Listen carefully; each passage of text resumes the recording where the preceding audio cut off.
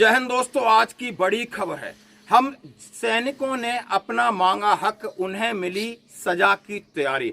अब सैनिक और पूर्व सैनिक हो गए आमने सामने और ये हेडलाइन है कि भारतीय सेना का एक्शन पर पूर्व सैनिकों का जोरदार रिएक्शन, प्रदर्शन का धांसू प्लान। यानी पूर्व सैनिक अब धांसू प्लान बना रहे हैं। उनकी अस्मिता का सवाल है, उनकी इज्जत का सवाल है, और वो भी हमारे अधिकारियों द्वारा हमारे ऊपर एफआईआर दर्ज क्यों कराई गई थी। सिर्फ मैंने साबुन, तेल और लिक्विड मांगा था, उसके लिए हमारे लिए इतनी बड़ी सजा। अब ये एक्शन और रिएक्शन का खेल शुरू हो गया दोस्तों।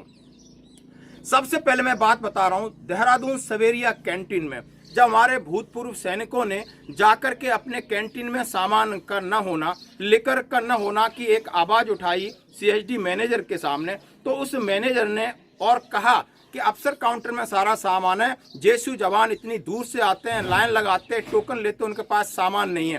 फिर ये विवाद खड़ा हुआ, जाकर के एक कैंटीन की तालाबंदी करते हैं और देखते हैं कि सामान कितना है, स्टॉक को जरा चेक करिए। इसके ऊपर वहां के सेना जो सिस्टम है, सेना का अधिकारी कर्नल विजय दत्ता सा आग बबूला हो जाते हैं और हमारे सैनिकों के खिलाफ, 50 सैनिकों के खिलाफ एफआईआर दर्ज कराते हैं। थाने में उन्होंने तहरीर तो दे दी। अब इसके अगेंस्ट क्या रिएक्शन है, पूर्व सैनिक उसकी कर रहे हैं तैयारी।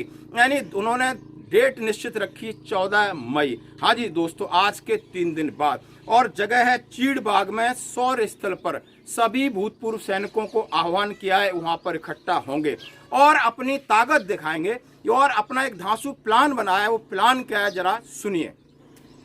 सबसे पहला प्लान बनाया कि जो भी सैनिक संगठन है और अधिकारी, बड़े पदाधिकारी हैं, उनकी मीटिंग का बहिष्कार किया है। गौरव सेनानी की मीटिंग थी, उनके अधिकारी ने आह्वान किया, इन्होंने उसको डिनाई किया। बोला हम नहीं जाएंगे जब तक हमारे सैनिकों को सम्मान नहीं मिलता, जब तक आप एफआईआर वापस नहीं लेते, तब तक हम आपसे कोई वार्ता नहीं करना चाहते हैं।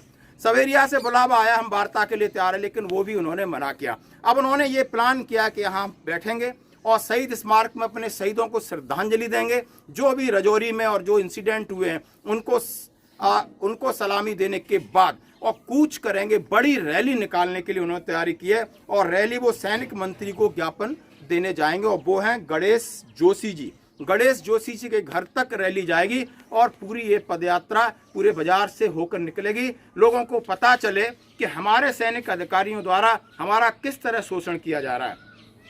अब हमारे पास वो ये एक अनुशासित तरीके से अपनी मांगे जनता और नेताओं के सामने लेके जा रहे हैं कि एक छोटा सा सामान मांगने के लिए इतना बड़े हमें सजा दी गई है, हमारे खिलाफ एफआईआर दर्ज कराई गई है। यानी इनके पीछे हम थे, इनके भरोसे हम थे। किसी भी चीज को लेकर अधिकारी को हम पूरी इज्जत देते थे, सम्मान देते थे, आखिर हमने छोटा सा सामान मांगा तो हमारे साथ ये हुआ है। इसी तरह उन्होंने ईसीएचएस की बात की, सीएसडी की बात की और कई अनियमितताएं और कई अनदेखी के बारे में उन्होंने कहा। सभी सैनिक संगठनों को आह्वान किया है कि ताकि इसके ऊपर विचार विमर्श करें और मंत्री जी से कौन कौन सी अनियमितताएं उनकी उन्होंने, जो कि न्यूज के अंदर लिखा हुआ है, इसके खिलाफ कि हमारे साथ हमारा शोषण हो रहा है, इसके खिलाफ वो मंत्री जी से ज्ञापन देंगे और बड़ा एक रिएक्शन की तैयारी कर ली है।